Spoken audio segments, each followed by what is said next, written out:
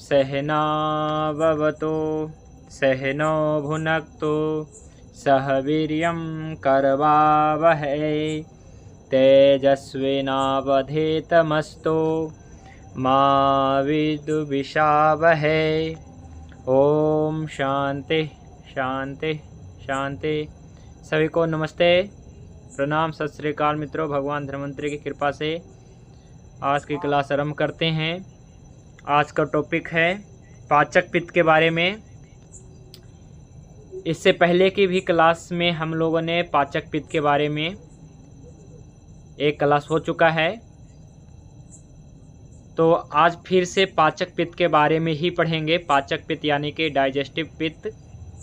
तो पित्त के 5 भेद हैं और कौन कौन से हैं वो मैंने बता दिया है शास्त्रों के आधार पे। पाचक पित्त उनमें से प्रथम है और महत्वपूर्ण है पाचक पित्त। दूसरे पित्त का नाम है रंजक पित्त। तीसरे पित्त का नाम है हीमोग्लोबिन, इसे आप इंग्लिश में भी देख सकते हैं। आलोचक पित्त और भ्रजक पित्त। तो पित्तम पंचात्मकम, 5 होता है जी पित्त, है ना, जो पाचक, रंजक, साधक, आलोचक, भ्राजक। तो अभी हम डिटेल कर रहे हैं केवल पाचक पित्त के बारे में। डाइजेस्टिव पित्त कौन सी है, पाचक पित्त क्या है, लेकिन ये रहता कहाँ है, ये सबसे इम्पोर्टेंट है और कन्फ्यूजन का विषय है। कहिए कैसे, अभी मैं आपको दिखाता हूँ। देखिए यहाँ पे लिखा है कि तप संताते से पित्त शब्द बनता है, मतलब पित्त की बताया गया है कि, और ये भी मैंने बताया था पहले की क्लास में कि पित्त और अग्नि में क्या संबंध है ना, दोनों एक है या दोनों अलग है, तो ये भी मैंने बता दिया था, है ना। और आज फिर से थोड़ा सा और बताएंगे ताकि और भी क्लियर हो सके, ठीक है। तो पित्त ऐसा मैंने बताया था और अग्नि बताया था। तो पित्त क्या है, थोड़ा सा हम पीछे चलते हैं ताकि जो नए साथी जुड़े हैं, और तब तक सभी साथी जुड़ जाएंगे। तो पित्त क्या है, अग्नि क्या है। तो पित्त क्या है, तो उष्ण गुण, तीक्ष्ण गुण, सस्नेह गुण, सर गुण, द्रव गुण, विशद गुण, अम्ल गुण, कटु गुण, ये सब गुणों के समूह का नाम है पित्त। और अग्नि क्या है, तो एक गुण है, पित्त का ही वो गुण है अग्नि, उष्म। पित्तम सा स्नेह तीक्ष्ण उष्णम, उष्णम जो उष्ण शब्द आया है अग्नि के लिए है। तो ये अग्नि क्या है, पित्त का ही कह सकते हैं, एक गुण है। तो पित्त माने क्या है कि अग्नि क्या है, पित्त का उष्ण गुण ही अग्नि के नाम से जाना जाता है। ये पॉइंट हमने पढ़ा था, पित्त के उष्ण गुण। तो पित्तम सासनेह तीक्ष्ण उष्णम, ऐसा मैंने बताया था। और पित्त क्या है, अग्नि क्या है, ये क्लियर मैंने कर दिया था। तो ये पाचक पित्त अग्नाशय में, देखिए ये कहाँ से लिया गया है, भाव प्रकाश निघंटु में जो पूर्व खंड है अध्याय 3 के जो सूत्र है, उसमें अध्याय 3 में बताया गया है कि पाचक पित्त अग्नाशय में है, रंजक पित्त यकृत और प्लीहा में है। यह स्थान में बता रहा हूं, है ना, कि पाचक पित्त अग्नाशय में, ध्यान से सुनिएगा कि पाचक पित्त अग्नाशय में है, रंजक पित्त यकृत प्लीहा में है, साधक पित्त हृदय में है, आलोचक पित्त आपके नेत्रों में है, भ्राजक पित्त आपके त्वचा में है। सबका मैंने स्थान बताया है। बात का भी इसी प्रकार से भेद बताया था, उसका स्थान बताया था कि प्राण, समान, उदान, बयान, इस प्रकार से कहाँ कौन सा है। फिर कफ का भी मैंने बताया था, बोधक, कलेदक, ये सब कहाँ रहता है। तो वात, पित्त, कफ के जो 5 भेद हैं, उसके कार्य और उसके स्थान बताना, है ना, समझना बहुत जरूरी है। तो पाचक पित्त अग्नाशय में रहता है, ये भाव प्रकाश निघंटु में लिखा है जी। इसी प्रकार से सारंगधर संहिता में भी लिखा हुआ है कि पाचक पित्त जो है आपके अग्नाशय में रहता है, पाचक पित्त अग्नाशय में रहता है। लेकिन अभी मैं आपको बताने जा रहा हूँ कुछ उल्टा, उल्टा नहीं, बस समझने में क्या है कि समझने की फेर है ना, बाकी बात एक ही है। पाचक पित्त कहाँ रहता है इसके बारे में बता रहा हूँ, ठीक है, पाचक पित्त के बारे में। तो थोड़ा सा कल परसों के क्लास में पाचक पित्त के बारे में हो भी गया था, ऐसी बात नहीं है। तो पाचक पित्त का जो स्थान, ये पाचक पित्त का जो महाभूत है, पंचभौतिक संरचना, वो तेज है और पृथ्वी महाभूत है। पित्त है यानी कि तेज महाभूत रहेगा ही, परंतु ये पृथ्वी महाभूत इसके बाद इसमें ज़्यादा है। तो पाचक पित्त का वर्णन है ना, ये पढ़िए जी, पाचक पित्त का वर्णन, एक लाइन बस पढ़िएगा, ठीक है। पाचक पित्त का वर्णन अष्टांग हृदय में क्या है।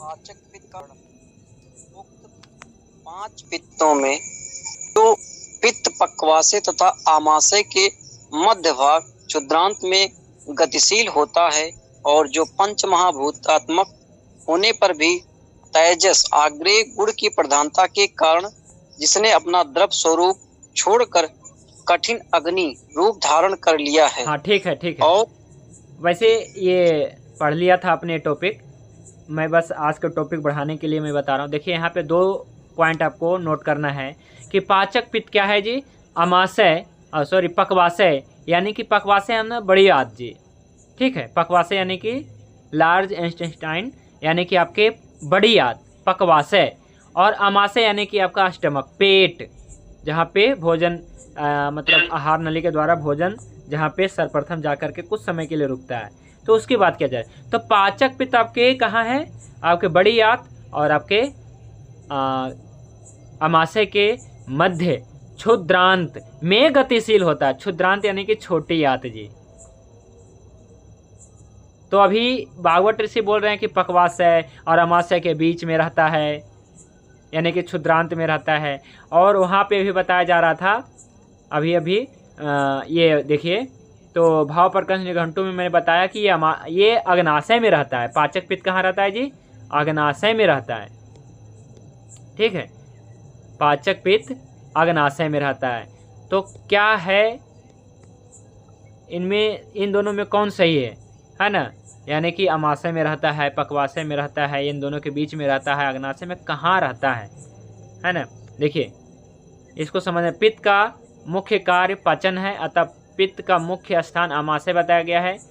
ये अच्छा पित्त का ये है, इसमें पाचक पित्त का नहीं वर्णन किया गया है। पाचक पित्त है जो ग्रहणी या अधो आमाशय में रहता है। ये देखिए आया है, पाचक पित्त है जो ग्रहणी, यहाँ पे क्लियर हुआ है कि ग्रहणी या अधो आमाशय, यानी कि अधो मतलब होता है नीचे, ऊर्ध्व मतलब होता है ऊपर, तो अधो मतलब आमाशय के नीचे, ठीक है, और पक्वाशय के बीच में। तो ये बताया गया है। देखिए अभी मैं आपको बता रहा हूँ, ये भेल संहिता में भी आपने देखा।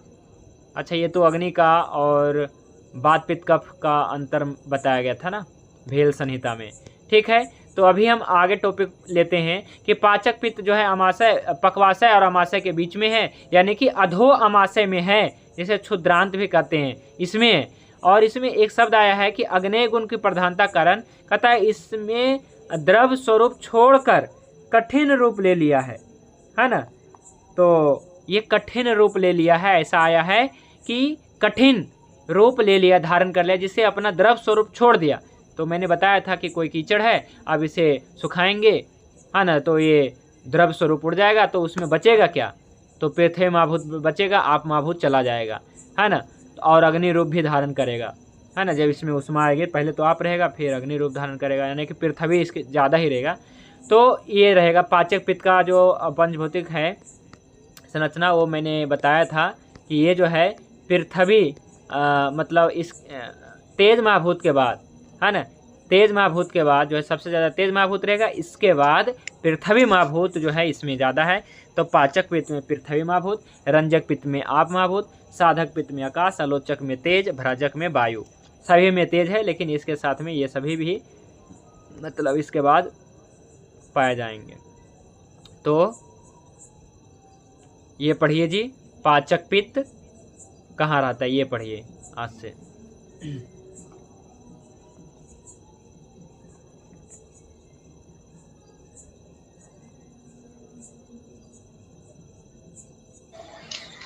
पाचक पित्त ग्रहणी में रहता है और आहार पाचन का कार्य करता है। पाचन से संबंधित सभी पाचक रस, गैस्ट्रिक जूस, पैंक्रियाटिक जूस और सैक्यूस एंट्रिकस संयुक्त रूप से पाचक पित्त कहलाते हैं। समान वायु द्वारा इसका संदुक्षण होता है। यह अपने स्थान ग्रहणी से ऊपर आमाशय में और नीचे पक्वाशय में भी किंचित पाचन शोषणात्मक क्रियाएं करता ठीक है जी। तो पाचक पित्त कहाँ रहता है जी? तो आमाशय और पक्वाशय के बीच में, यानी कि ग्रहणी में रहता है और आहार पाचन का कार्य करता है। पाचन से संबंधित सभी पाचक रस, तो कई पाचक रस हैं जी, gastric juice, pancreatic juice, bile juice और जो ग्रहणी का भी कुछ जूस हैं, वो सब मिला करके कहलाते हैं पाचक पित्त। अभी और आगे पढ़ते हैं। पाचक पित्त के कार्य ये सब हमने देखा था। आज का टॉपिक यहाँ से शुरू होना है जी, ठीक है। पाचक पित्त, तेज और पृथ्वी माभूत, है ना, ये हम पढ़ने वाले हैं। तो देखिए सुश्रुत ऋषि ने क्या कहा है जी, आज यहाँ से पढ़िए। ये जो लाइन है, राग, पक्ति, तेज, मेधा, ये पढ़िए जी। आज यहाँ से आज का टॉपिक था। राग,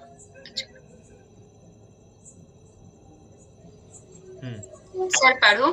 हाँ बिल्कुल। राग, पक्ति, तेज, मेधा और ऊष्मा को करने वाला पित्त 5 प्रकार से विभक्त होकर अग्नि का कार्य करके शरीर को अनुग्रह उपकार करता है। विमर्श। हाँ ठीक है, यहीं तक पढ़ना था आपको। तो देखिए पाचक पित्त के बारे में हम लोग पढ़ रहे हैं।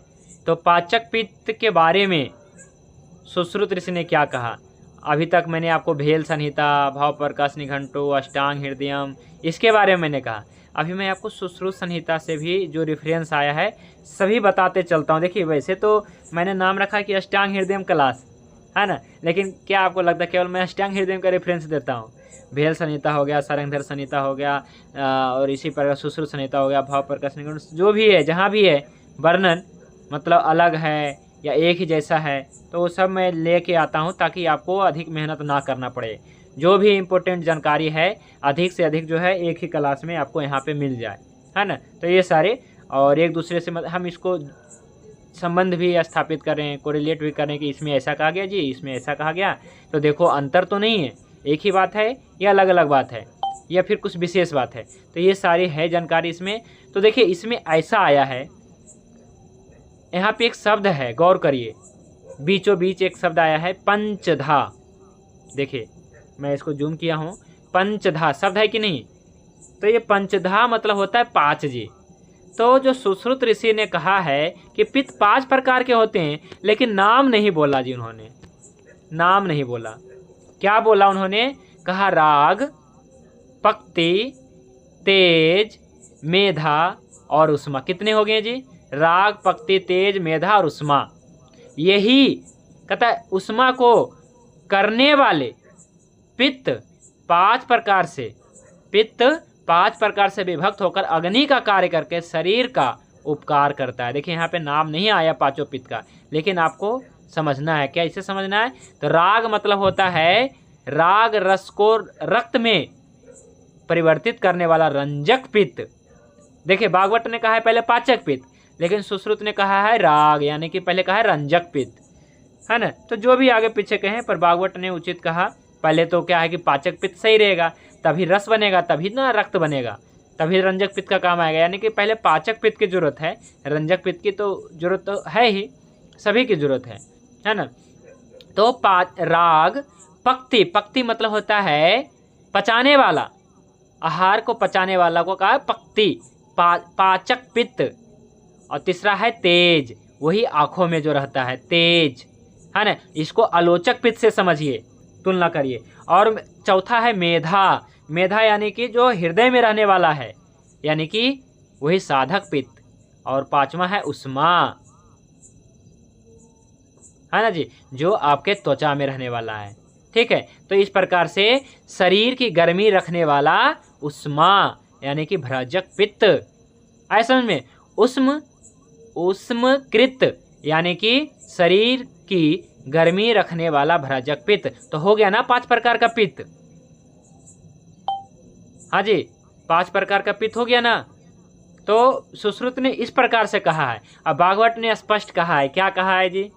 भागवत जी ने स्पष्ट कहा है ताकि सभी समझ जाए। भागवत का ये सूत्र देखिए कितना मतलब साफ साफ है जी। पित्तम पंचात्मकम, हालांकि सूत्र यहाँ पे नहीं लिखा है मैंने, लेकिन क्या है कि सीधा नाम लिखा हुआ है कि पित्त 5 प्रकार के होते हैं, पाचक, रंजक, साधक, आलोचक, भ्राजक।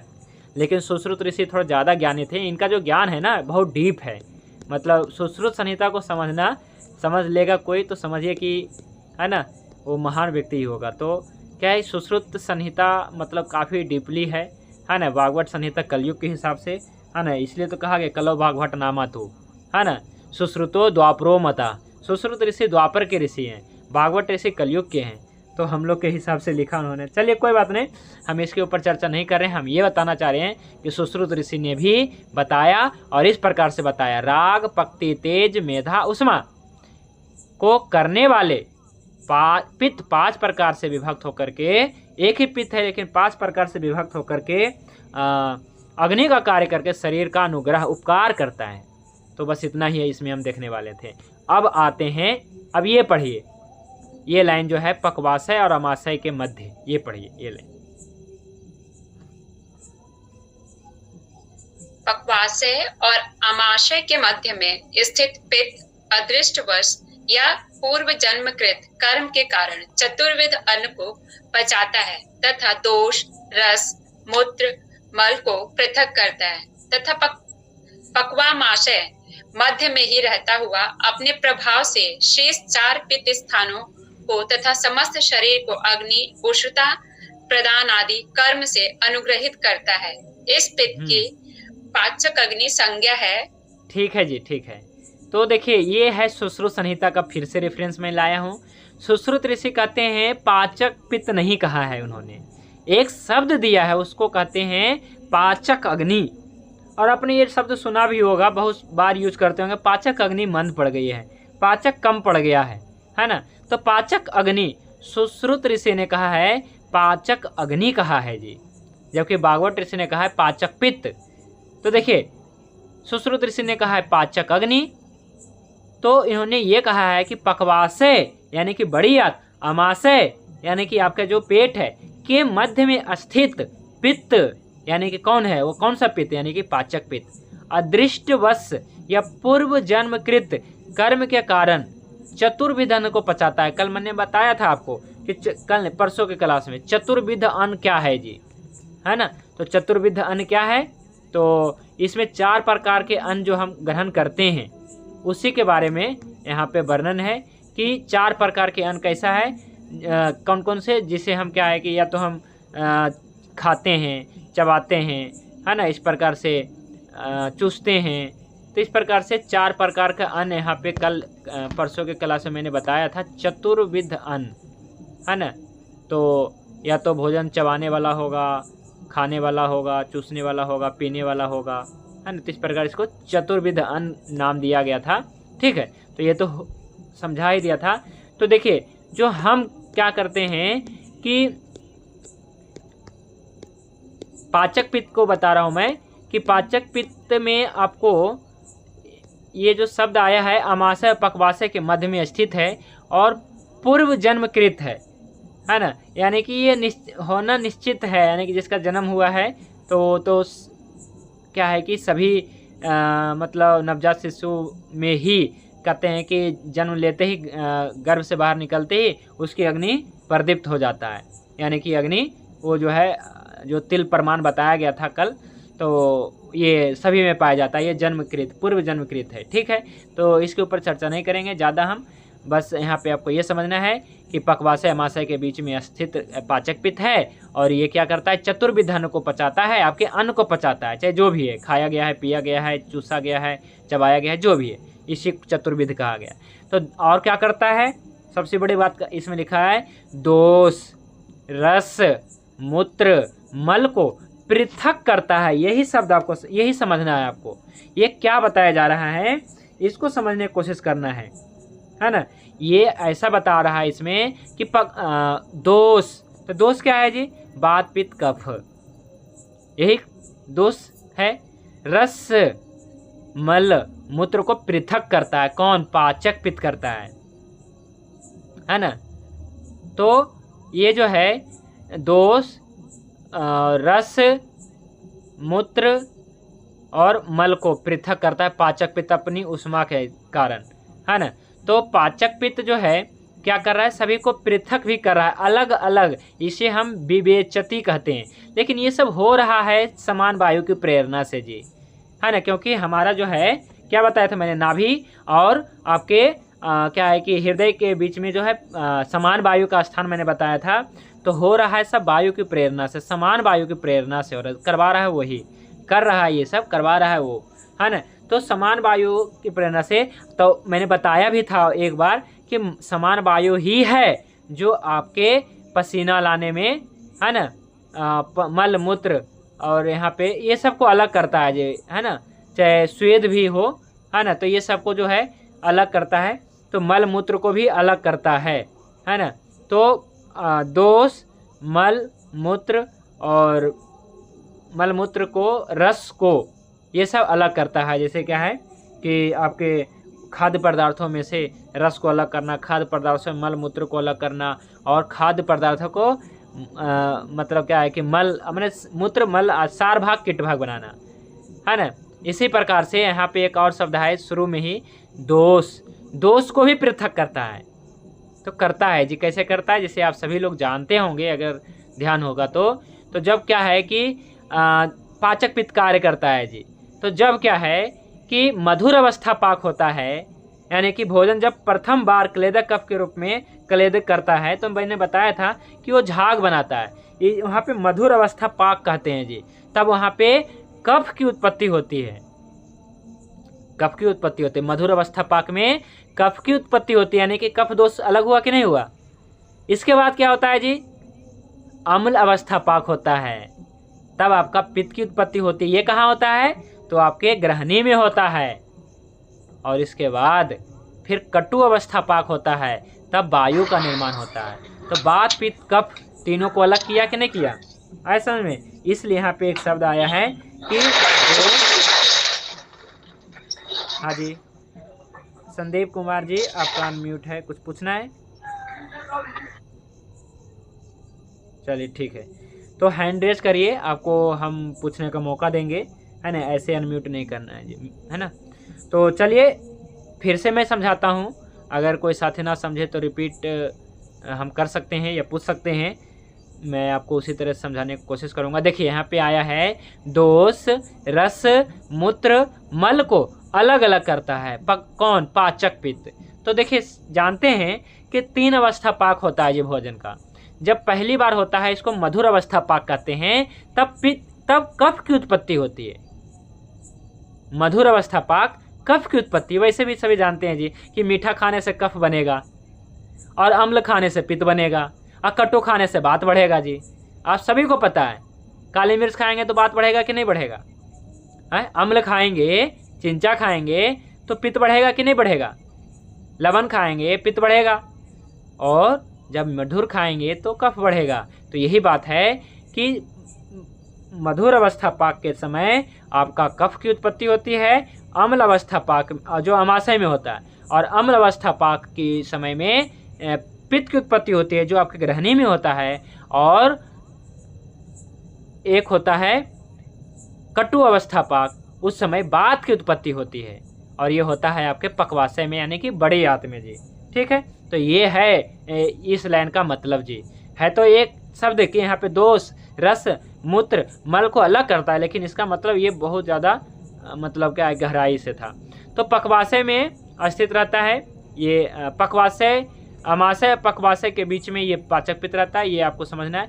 और शेष 4 पित्त है जी, पाचक पित्त के अलावा कौन कौन से पित्त हैं, तो शेष 4 पित्त हैं। तो ये सभी पित्त को रंजक, साधक, आलोचक, भ्राजक सबको बल देता है ना। और पाचक पित्त अपने स्थान में रहते हुए अन्य सभी पित्त को बल देता है। ठीक है, इसका मतलब ये हुआ।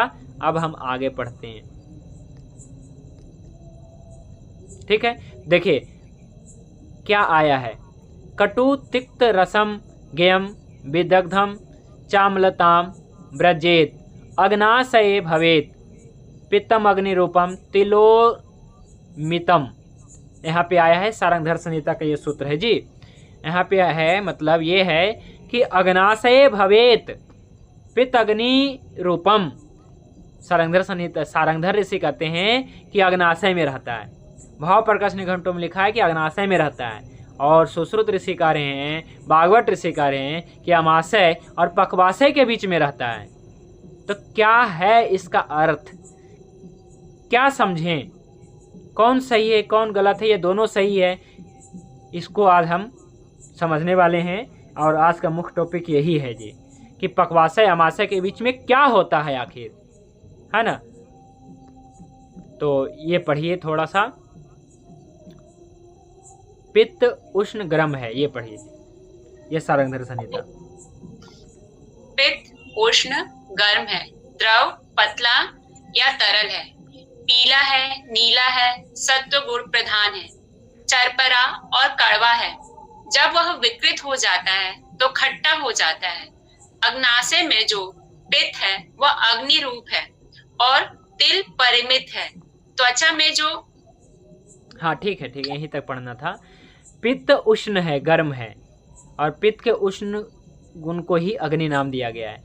पित्त गर्म है, द्रव है यानी कि पतला है, पीला है, नीला है। देखिए जब किसी का विरेचन कर्म होता है ना तो पित्त निकलता है, तो जानते हैं वो पीला होता है। या फिर हम एसिडिटी, खट्टी डकार आते हैं या उल्टी हो गया तो देखते हैं ये पीला होता है। तो पित्त पीला होता है, नीला होता है, वैसे पीला होता है। सत्वगुण प्रधान व्यक्ति होता है। चरपरा कड़वा होता है, यानी कि तिक्त और कटु होता है। जब वह विकृत हो जाता है तो खट्टा होता है।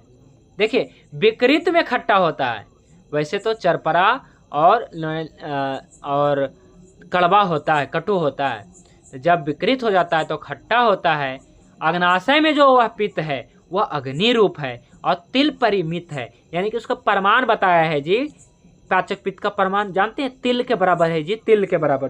तिल आपने देखा होगा, सफ़ेद तिल, काला तिल, है ना, जिसका तेल निकाला जाता है। या फिर आप कह सकते हैं सरसों दाने से भी छोटे होते हैं जी तिल।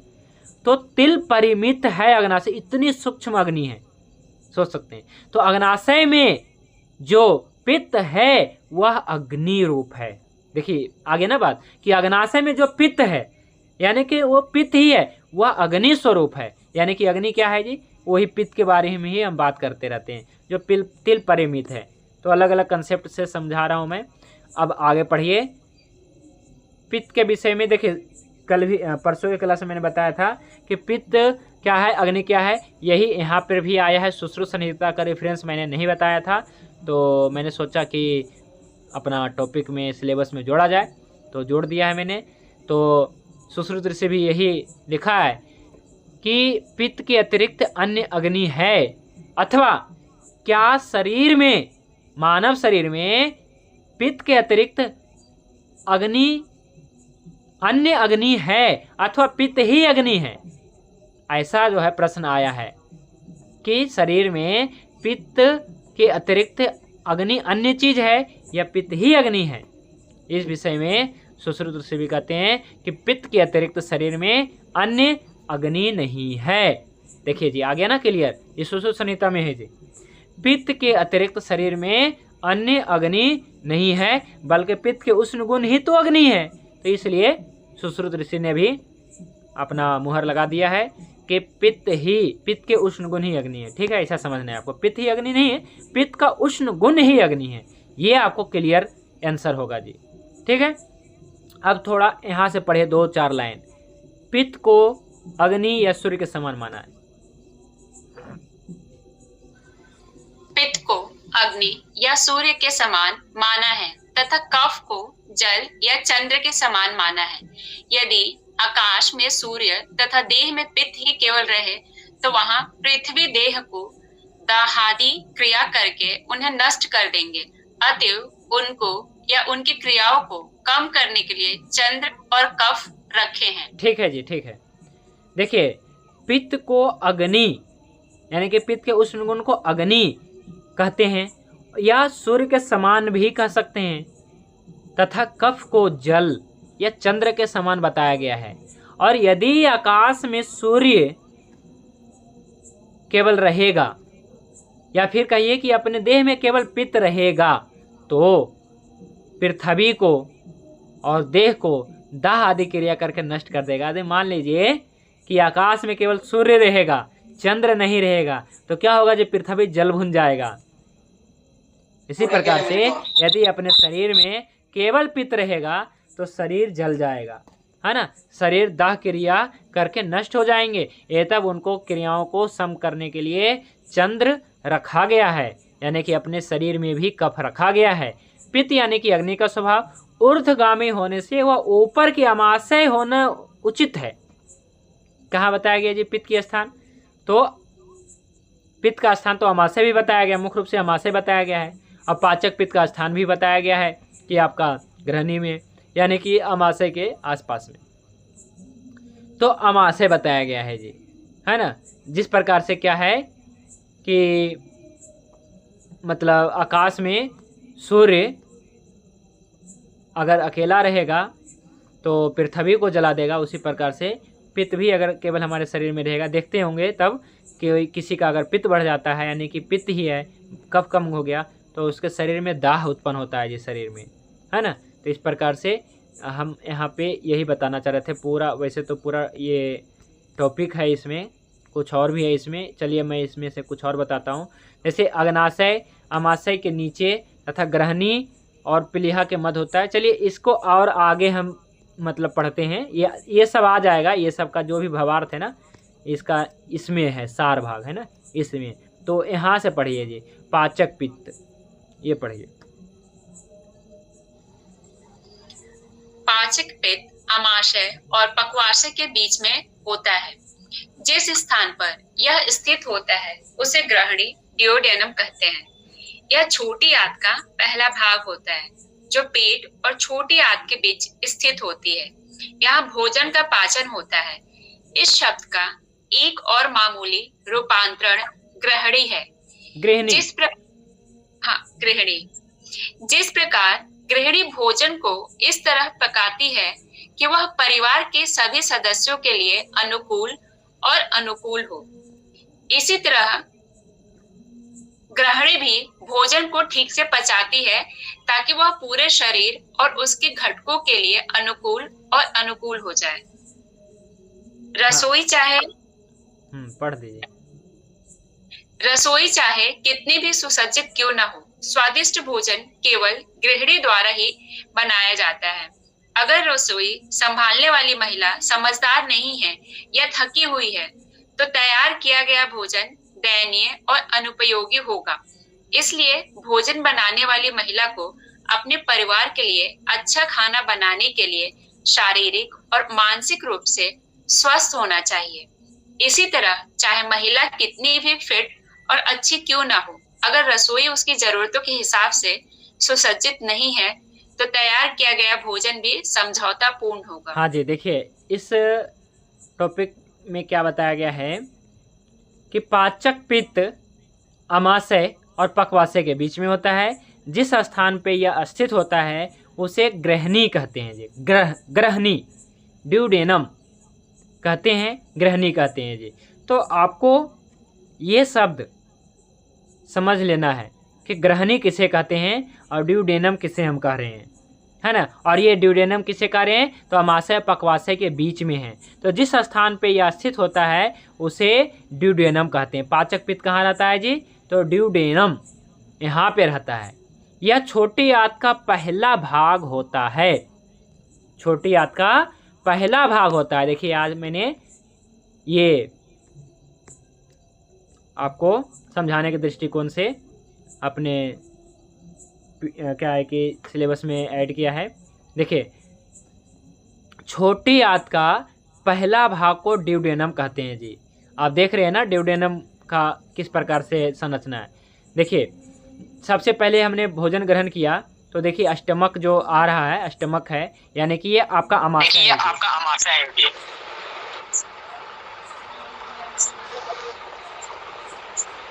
ठीक है, तो अमाशय हो गया यानी कि पेट आपका हो गया।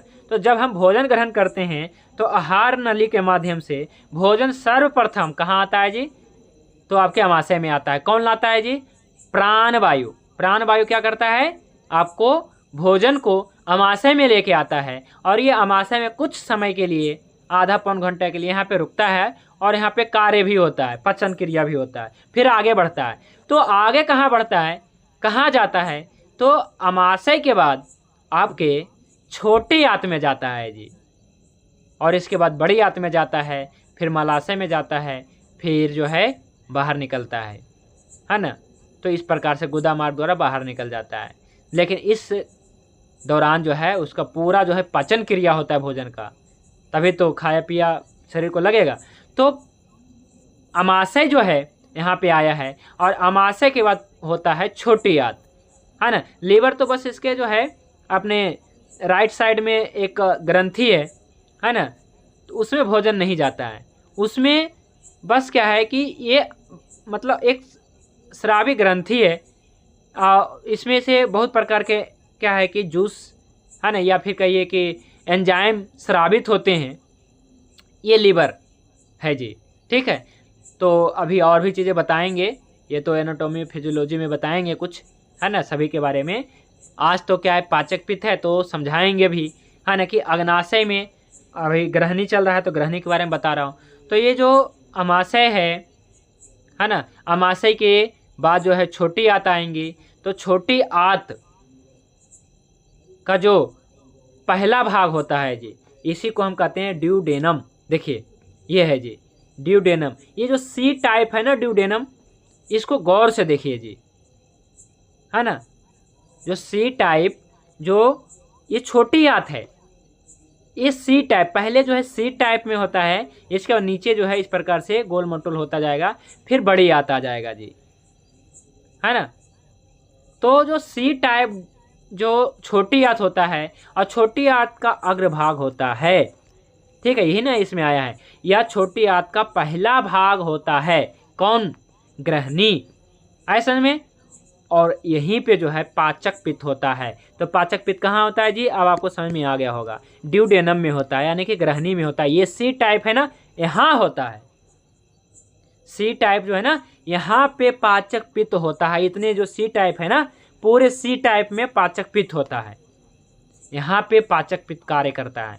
बाकी ये छोटी आंत अलग हो गया, बाकी छोटी आंत कहलाएगा। लेकिन छोटी आंत का जो है कई अभी और भी पढ़ेंगे, छोटी आंत के बारे में पढ़ेंगे, बड़ी आंत के बारे में पढ़ेंगे। तो इसके जो है कई सारे स्टडी मतलब जब करेंगे ना, तो कई सारे पार्ट आएंगे निकल करके। जैसे छोटी आंत, तो छोटी आंत को भी क्या है कि बांटा गया है ना, कि ये छोटी आंत का आगे भाग है तो इसको ड्यूडेनम कहते हैं। तो ये जो छोटी आंत का आगे भाग को ड्यूडेनम कहेंगे, जिसे हम अपने आयुर्वेद की भाषा में ग्रहणी कहते हैं जी, ठीक है, और एलोपैथी भाषा में ड्यूडेनम कहते हैं जी, ठीक है। वही ड्यूडेनम को हम आयुर्वेद में सालों से जो है यहाँ पे हम लोग कहते आ रहे हैं कि ये ग्रहणी है, और ग्रहणी में ही क्या होता है, अग्नि होता है, ठीक है। तो ये हो गया जी, ठीक है। तो ये समझ में आ गया होगा कि पक्वाशय मतलब ये छोटी आंत का पहला भाग ड्यूडेनम कहलाता है, जो पेट और छोटी आंत के बीच स्थित होता है ना, यानी कि अमाशय पक्वाशय के बीच में होता है। यहाँ भोजन का पाचन होता है। इस शब्द का एक मामूली रूपांतरण है जी, मामूली सा। जैसे ग्रहणी मैं बोल रहा हूँ ना, अगर इसको गृहिणी बोल दिया जाए तो कोई खास अंतर नहीं है। तो यहाँ पे गृहिणी शब्द से क्या होता है जी, गृहिणी देखते हैं, मतलब हमारे मतलब क्या है कि फैमिली में माता जो होती हैं गृहिणी होती कहलाती है, क्योंकि है ना पूरे घर के सदस्य के लिए खाना बनाती है जी, पकाती है। वह गृहिणी जो होती है परिवार के सभी सदस्यों के लिए अनुकूल और अनुकूल खाना बनाती है, पकाती है। इसी तरह से गृहिणी भी पूरे शरीर के लिए और उसके घटकों के लिए जो अनुकूल है उसके लिए भोजन बनाती है, पचाती है, करती, जो भी कहिए, बनाती है या पचाती है। तो अपने शरीर में कौन करता है, तो गृहिणी करता है जी, है ना, गृहिणी। और अपने घर में कौन करती हैं, गृहिणी। तो ऐसा ही मतलब बताया गया। तो ऐसा बताया गया है कि रसोई में चाहे कितना भी सुसज्जित क्यों ना हो, यदि गृहिणी द्वारा अगर नहीं बनाया जाता है तो स्वादिष्ट भोजन नहीं बन पाता है। अगर पिताजी बनाएंगे खाना तो कहाँ से स्वादिष्ट बनेगा, मतलब बनाने आता है नहीं तो कहाँ से बनेगा, है ना। तो अगर आता है तब तो बनेगा, है ना। ऐसा नहीं है, स्त्री पुरुष भेदभाव नहीं है इसमें, पर क्या है कि जो बनाते आए हैं तो वो अच्छा ही बनाएंगे। तो गृहिणी द्वारा बनाया जाता है। अगर रसोई संभालने वाली महिला समझदार नहीं है, या थकी हुई है, तैयार नहीं है, तो क्या होगा, ये बनाने को तैयार नहीं है या किसी प्रकार से अन्न बंद करके बनाई है, तो अनुपयोगी होगा भोजन। इसी प्रकार से यदि अपने गृहिणी अपना ये ड्यूडेनम अगर रुष्ट हो जाता है, समझ रहे हैं, अगर ये रुष्ट हो जाता है, अनबन हो जाता है, इरिटेट हो जाता है, तो फिर समस्या हो जाएगा, खाना उपयोगी नहीं बनेगा। तो एक आपने रोग सुना होगा, इरिटेबल बबल सिंड्रोम करके, है ना, जिसे हम IBS कहते हैं या हम गृहिणी भी कहते हैं जी। ये क्या है? तो अपने आते जो है ना, गृहिणी जो है ना, इरिटेट हो जाती है, रुष्ट हो जाती है। ये तैयार नहीं होता है, आप डाल देते हैं। ये तैयार नहीं होता है, आप कहते हैं खाना बनाओ। ये तैयार नहीं होता है आपके खाना बनाने के लिए, वो बीमार हो चुका है, इसको कुछ समय रेस्ट दीजिए या फिर इसे इलाज करवाइए, तभी ये ठीक होगा, है ना, अनुकूल होगा। तभी जो है पूरे शरीर के लिए क्या है कि अनुकूल भोजन बनाएगा, अनुकूल बना के देगा, तभी आप स्वस्थ रह पाएंगे। जब भोजन बना के नहीं देगा, गृहिणी पचा के भोजन नहीं देगा, तो कहाँ से स्वस्थ रह पाएंगे। तो इसलिए ऐसा बताया गया है कि अपने शरीर में क्या है कि जो गृहिणी है ना, इसके बारे में मैंने बताया। और क्या है कि गृहिणी बहुत ही इम्पोर्टेंट है जी, ठीक है। तो इस प्रकार से गृहिणी या आत्त को रसोई और पाचक पित्त को रसोई का कार्यात्मक घटक यानी गृहिणी माने, है ना। अपने शरीर में गृहिणी कौन है, तो गृहिणी को माने। अगर आत्त और पाचक पित्त के काम काज के बीच में, है ना, अच्छी संगतता है, तो खाए गए सभी प्रकार के भोजन, खाए गए सभी 4 प्रकार का भोजन जो बताया मैंने, है ना, तो जो भी भोजन है अच्छे तरीके से पचेंगे और ऐसे अच्छे पाचन से बनने वाले पोषक रस पौष्टिक और सभी ऊतकों के लिए अनुकूल होंगे, है ना। तो ये अच्छे होंगे, स्वास्थ्य के रखरखाव के लिए अच्छा होगा, मतलब हेल्थ के लिए अच्छा होगा जब हमारे शरीर में ये होगा तो। और अब जो है मैं आपको बताने जा रहा हूँ जी, अब ये लास्ट लाइन पढ़ दीजिए।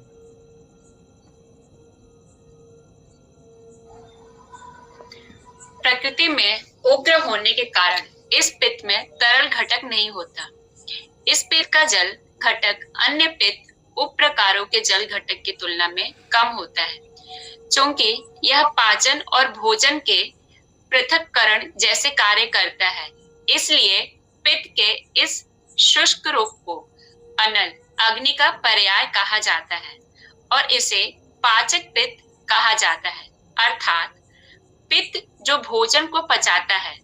छोटी आंत सटीक रूप से गृहिणी में स्थित होने के कारण पाचक पित्त अपनी अंतर्निहित शक्ति के कारण शरीर के अन्य स्थानों में स्थित अन्य पित्त उप प्रकारों के कार्यों का समर्थन करता है। हाँ, देखिए फिर से वही पॉइंट आ गया है कि जो पाचक पित्त है अपने स्थानों में स्थित रहते हुए, है ना, अपने स्थान जहाँ पे उसका स्थान है गृहिणी, वहाँ पे स्थित रहता है, लेकिन अपने कार्य प्रभाव से सभी पित्तों को उपकार करता है। और यहाँ पे आया है कि प्रकृति में उग्र होने के कारण इस पित्त में तरल घटक नहीं होता है। इस पित्त का जल घटक अन्य पित्त के जो प्रकार है जल घटक की तुलना में कम होता है। जैसे रंजक पित्त है तो उसमें आप माभूत ज़्यादा होता है, पर इसमें कह रहा है कि तरल घटक नहीं होता है, क्योंकि यह पाचन और भोजन के पृथक्करण जैसे कार्य करता है। इसलिए पित्त के इस शुष्क रूप को अनल अग्नि का पर्याय कहा गया है, इसे पाचक पित्त कहा गया है ना, अर्थात पित्त जो भोजन को पचाता है ना।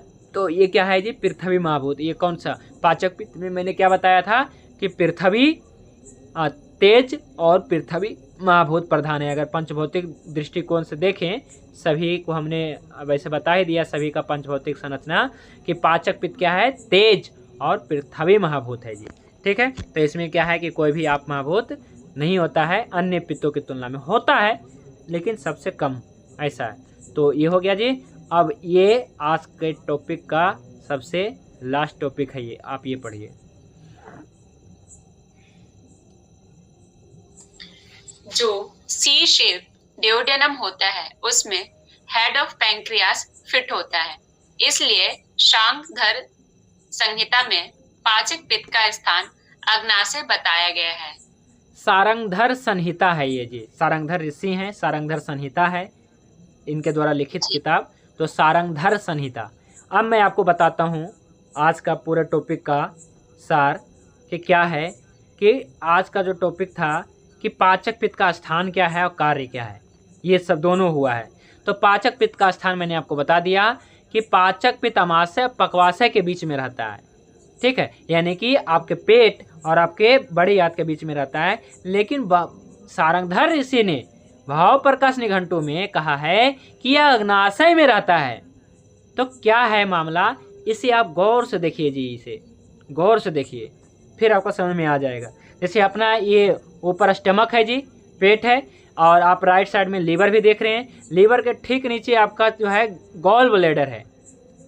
जिस प्रकार से लीवर के ठीक नीचे एक थैली है, गॉल ब्लैडर है, फिट है, लीवर के नीचे फिट है, उसी प्रकार से आप देखिए जो आपका ड्यूडेनम है, यानी कि जो सी टाइप, इस प्रकार जो सी टाइप ड्यूडेनम है उसमें हेड ऑफ पेनक्रियाज फिट है। देखिए गौर से देखिए इसे, जो पेनक्रियाज है वो थोड़ा सा स्टमक को मैंने ट्रांसपेरेंट, मतलब इस प्रकार से आप देखिए ट्रांसपेरेंट है स्टमक, तो देखिए कि हेड ऑफ पेनक्रियाज फिट है कि नहीं है। इस प्रकार से देखिए सी टाइप आपका ड्यूडेनम है, यानी कि छोटी आंत है, और इसमें जो है सी टाइप मैंने सी टाइप आपका क्या है, ड्यूडेनम है, छोटी आंत है, यानी कि छोटी आंत का अग्रभाग है, पहला हिस्सा है, उसमें क्या है कि हेड ऑफ पेनक्रियाज, यानी कि आपका जो पेनक्रियाज है अग्नाशय है, पेनक्रियाज मतलब अग्नाशय है, वो क्या है, फिट है उसमें। देखिए गौर से देखिए, इसलिए सारंगधर ऋषि ने लिखा है कि जो पाचक पित्त है वो आपके पेनक्रियाज में है, मतलब अग्नाशय में। पाचक पित्त का स्थान पेनक्रियाज है, ये ग्रहणी भी बोल सकते हैं जी, क्योंकि यही इलाका। अब देखिए क्या है, मैं आपको बताता हूँ, एक और है बात, इसलिए सारंगधर ऋषि ने और भाव प्रकाश निघंटु ने इसलिए बताया है अग्नाशय, यानी इसका नाम भी देखिए अग्नाशय, इसका नाम क्यों है अग्नाशय, यानी अग्नि का आशय, समझ रहे हैं, अग्नि का आशय, यानी कि अग्नि के रहने का स्थान अग्नाशय। तो अग्नाशय नाम से ही विदित होता है कि अग्नि का स्थान तो क्या है, अग्नाशय है, पेनक्रियाज है। और वैसे भी पेनक्रियाज कहीं दूर नहीं है ना, ये सी टाइप ड्यूडेनम में ही तो फिट है ना, यानी कि अग्नाशय का जो मेन पार्ट है, अग्रभाग है ना, पीछे का पार्ट तो देखिए एक पूंछ जैसा है जी, लेकिन अग्रभाग है ना मेन, ये तो क्या है, सी टाइप में ही फिट है, ड्यूडेनम में ही फिट है, वहीं पे स्थित है।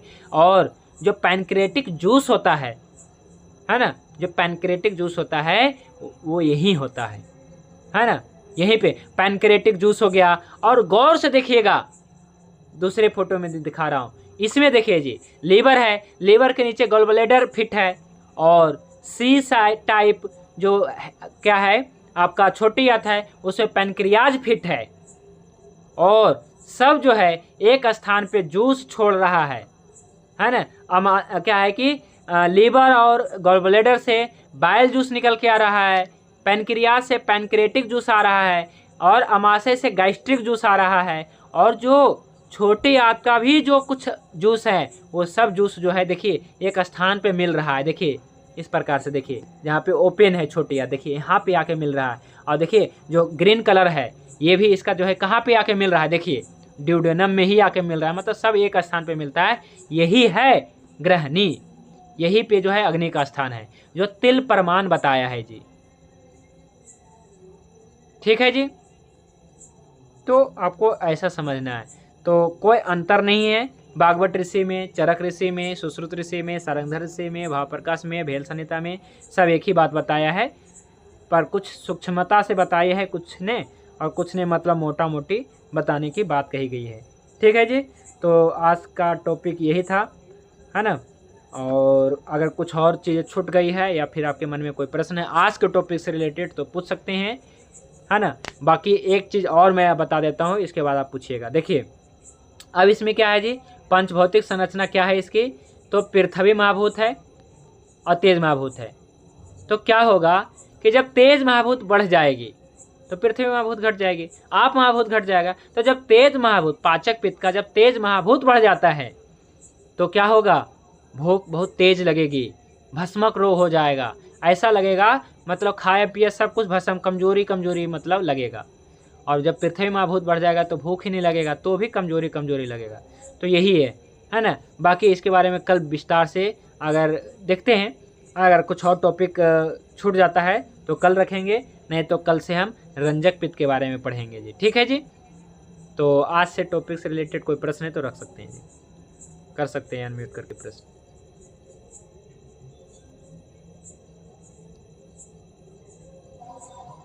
सर मेरा एक प्रश्न है जी।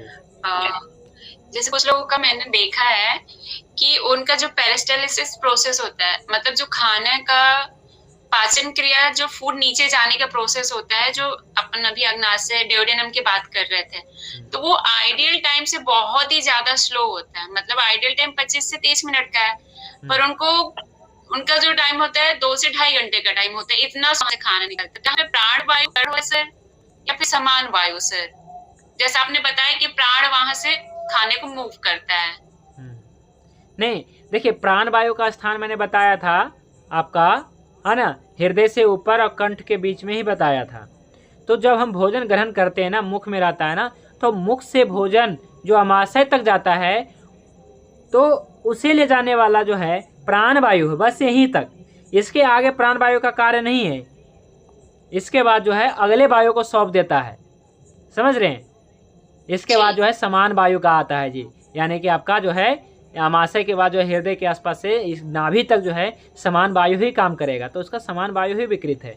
वहाँ पे प्राण वायु का कोई दोष नहीं है, मतलब होगा दोष, पर वहाँ पे समान वायु कार्य करता है, तो समान वायु की जिम्मेवारी है। तो मुख से लेकर के अमाशय तक तो आपका प्राण वायु की जिम्मेवारी है ना। इसके बाद समान वायु की जिम्मेवारी है, तो समान वायु विकृत है जी।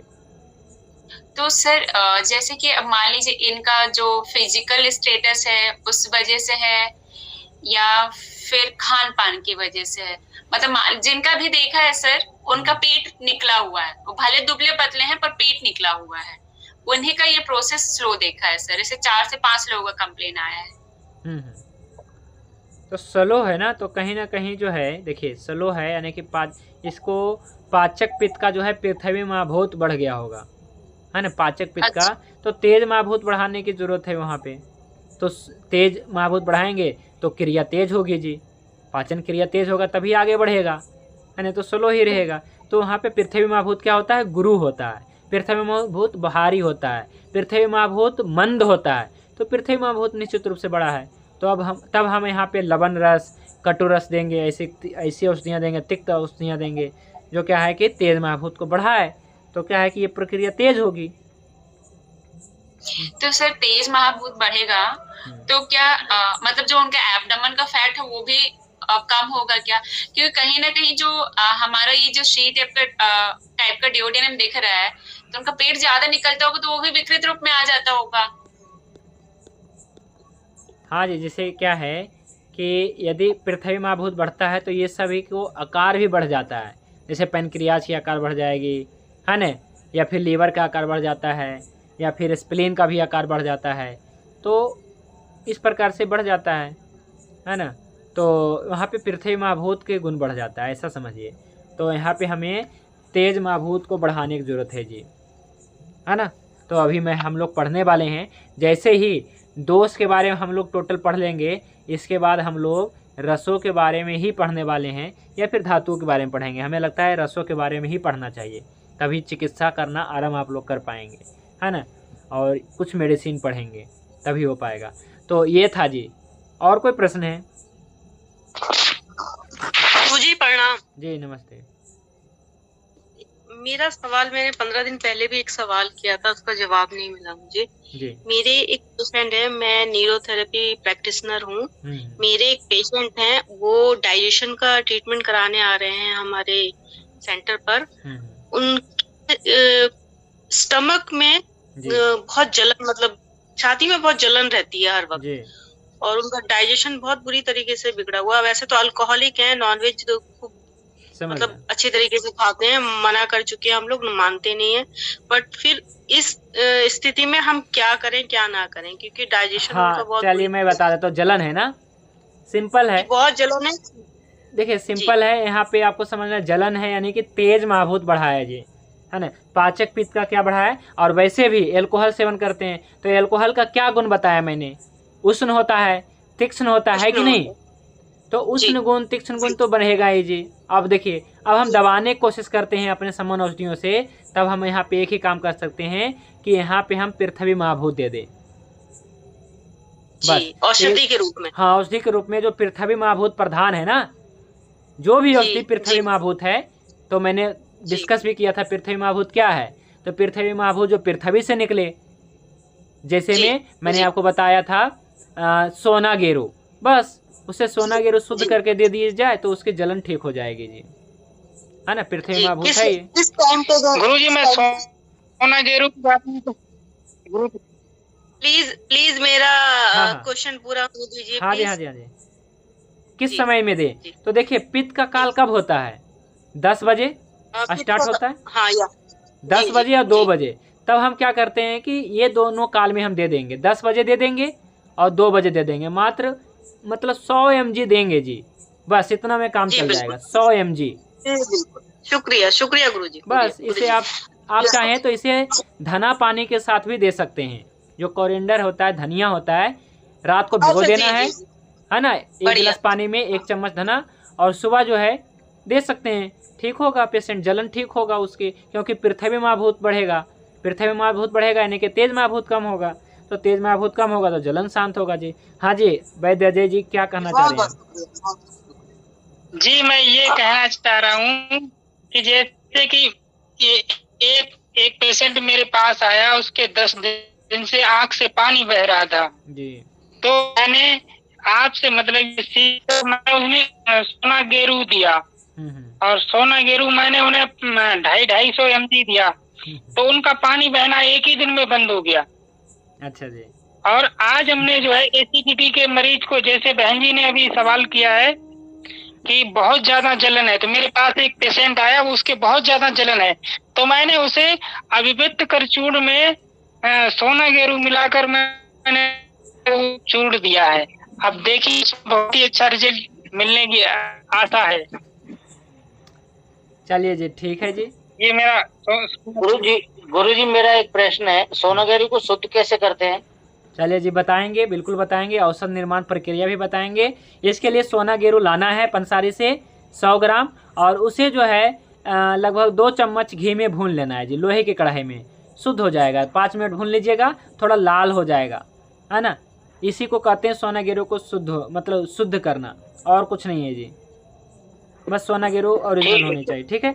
तो देखिए सोना गेरू जो है क्या है, आपका पृथ्वी महाभूत है, तो जब भी तेज महाभूत बढ़ेगा यानी कि पित्त बढ़ेगा, पित्त का द्रव गुण बढ़ गया, पित्त का उष्ण गुण बढ़ गया, पित्त का तीक्ष्ण गुण बढ़ गया, सोना गेरू दीजिएगा तो क्या होगा, जैसे क्या आग से पानी आया, मतलब द्रव गुण बढ़ गया, दीजिए। कई प्रयोग है सोना गेरू का, है ना, सैकड़ों प्रयोग है, कहीं भी कर सकते हैं, उष्णता, तीक्ष्णता, दाह, जलन, इसमें दे सकते हैं। यहाँ तक कि मैंने बताया था आपको कि नींद भी नहीं आती है, मान लीजिए किसी को उदान वायु विकृत है, उदान वायु का तेज महाभूत बढ़ गया, वहाँ पर भी डाल दीजिए, नींद आएगी। सोना गेरू बस इतना नहीं देना है, 250 mg नहीं देना है आपको, मात्र आपको 100 mg देना है। मैं तो 100 mg देता हूँ बस, समझ रहे हैं, 100 से 150 mg तक हमारा रहता है पुड़िया, और मतलब इतना ही रहता है हमारा, तो आप इतना ही देंगे पर्याप्त रहेगा ये, है ना। नुकसानदायक तो नहीं है, आप मतलब कि नुकसानदायक समझिएगा, ठीक है। तो कोई नुकसान नहीं रहेगा क्योंकि मिट्टी सा ही है ये भी, है ना। तो इस प्रकार से आपको क्या है कि हाँ जी, आपका कल हैंड रेज है सुखजिंदर कौर जी, आपका कल भी हैंड रेज था, लेकिन आप बाद में लेफ्ट हो गए थे, मैं आपको कुछ बोलने का मौका नहीं दे पाया, क्षमा चाहते हैं, पूछ सकते हैं आज प्रश्न। जी जी गुरुजी, मेरी एक फ्रेंड है ना, उनका गर्दन में ऐसे गर्दन में पट्टा लगाना पड़ता है, उसको कहीं से भी आराम नहीं आ रहा, तो क्या हुआ है उनको? गला में क्या होता है, गर्दन में तो न्यूरो प्रॉब्लम है उनको। हाँ हाँ, गर्दन में ऐसे गर्दन झुका रहता है, आंख भी नहीं खुल पाता है। मन जैसे मन का पीछे में आ गया, हमरा तो बोलते थे मन का क्या हिल गया है कि क्या हुआ है। हाँ समझ गया सर। गर्दन अपना वजन नहीं संभाल पाती है। समझ गया हमेशा जी। चलिए ठीक है, उनका कोई बात क्या नहीं। देखिए ये सर्वाइकल प्रॉब्लम है ना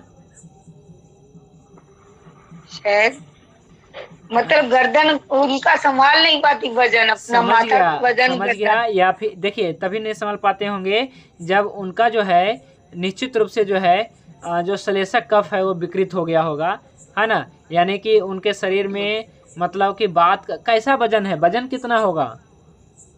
वजन तो मोटा मोटी उनका हाइट का हिसाब से ठीक ही है। अच्छा, तो गुण क्या बढ़े हैं? वात पित्त कफ का कौन सा गुण बढ़े हैं आपके हिसाब से? आपने पढ़ा है ना जी। क्या बढ़ा है बताइए। हमको लग रहा है उनका पित्त का हुआ है। अच्छा, गड़बड़ हुआ है, कम हुआ है पित्त कम हुआ है। देखिए कई कारण से होता है, मैं आपको बताऊंगा, है ना। क्योंकि अगर देखिए क्या है ना कि पेशेंट का कोई जांच रिपोर्ट है, केस है ना, MRI होता है या और भी कुछ चीज़ करवा रखे हैं तो वो सब भेजने की ज़रूरत होता है, तभी ना पूरा ट्रीटमेंट हम अभी रोगी के बारे में कुछ नहीं समझ पा रहा हूँ। मुझे लग रहा है इनको सर्वाइकल प्रॉब्लम है ना, और ये थोड़ा मतलब हो गया होगा, क्रोनिक हो गया होगा, इस कारण से गर्दन में अकड़न जकड़न स्टिफनेस होता होगा, ये प्रॉब्लम बहुत दिन से है। उनका आँख में पानी भी आता है, आगे आँख में लाल भी रहता था। तो इनका केस टेकिंग करना पड़ेगा हमें। अब जो है आज का टॉपिक से रिलेटेड ही रहता तो सही रहता, है ना, चूँकि अपना समय भी हो गया। चलिए आज का जो है जी टॉपिक से रिलेटेड करें ना तो अच्छा, बहुत अच्छा रहेगा। रक्त को रक्त में कौन सा अंग बदलता है, यकृत या हाँ जी प्लीहा? नहीं, आपका प्रश्न नहीं समझ पाया। चलिए कोई बात नहीं, हम अपना टॉपिक को आगे बढ़ाते हैं, है ना, समापन की ओर लेके चलते हैं। तो और भी कोई साथी का प्रश्न है जी इस टॉपिक से रिलेटेड? जैसे आज हमने बताया आगना मतलब क्या है कि पाचक पित्त का स्थान मैंने बता दिया, पैनक्रियाज होता है, कोई दिक्कत? ड्यूडेनम या पैनक्रियाज या आमाशय पक्वाशय के बीच में होता है, ये सब है ना चीज़ें बता दिया मैंने। कोई प्रश्न है इससे संबंधित? हाँ, तो जब भी तेज महाभूत बढ़ जाए जी, जब भी तेज महाभूत बढ़ जाए वहाँ पे पृथ्वी महाभूत ही काम आता है जी, ये बात जान लीजिएगा, है ना। और प्रयोग करनी है, प्रयोग करिए, आपको रिजल्ट मिलेगा जी, हर बार रिजल्ट मिलेगा, हर बार, है ना। तो क्या है कि प्रयोग करने का विषय है, आप सभी लोग मतलब क्या है कि कहीं भी जलन हो तो प्रयोग करके देखिएगा, आपको लाभ ही मिलेगा।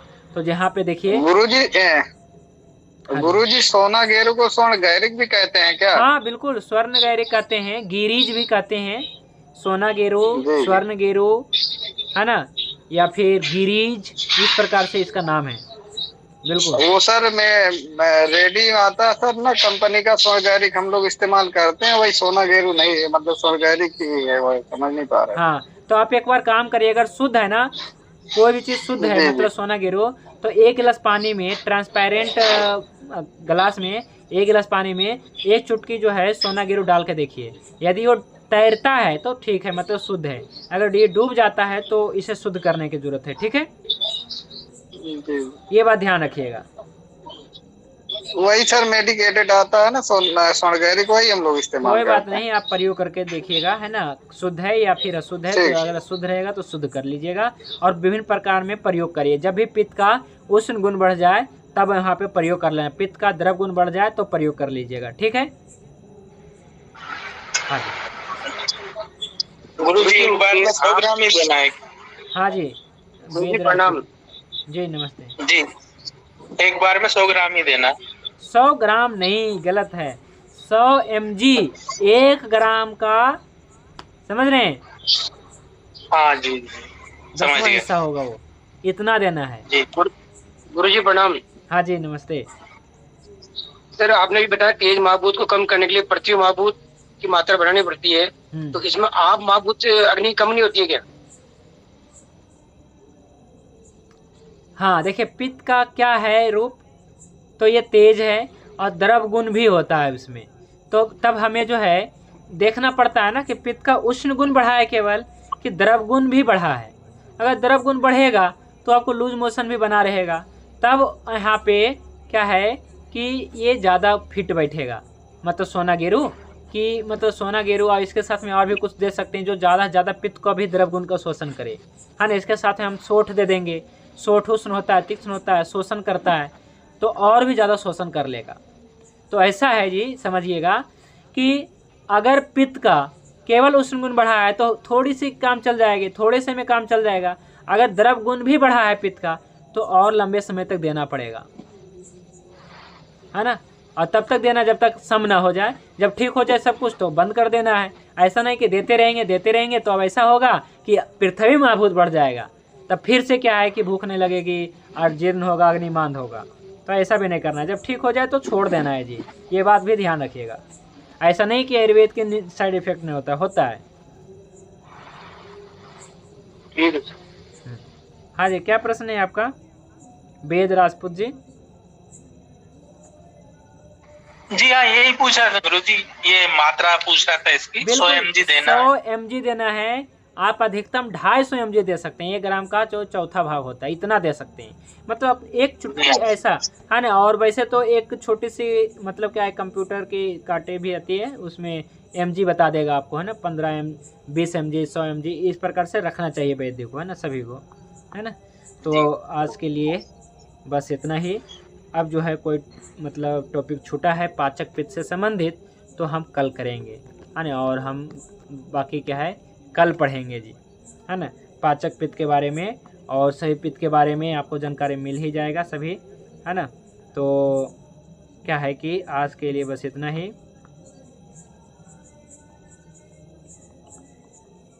शांति पाठ करके आज की क्लास को विराम देते हैं।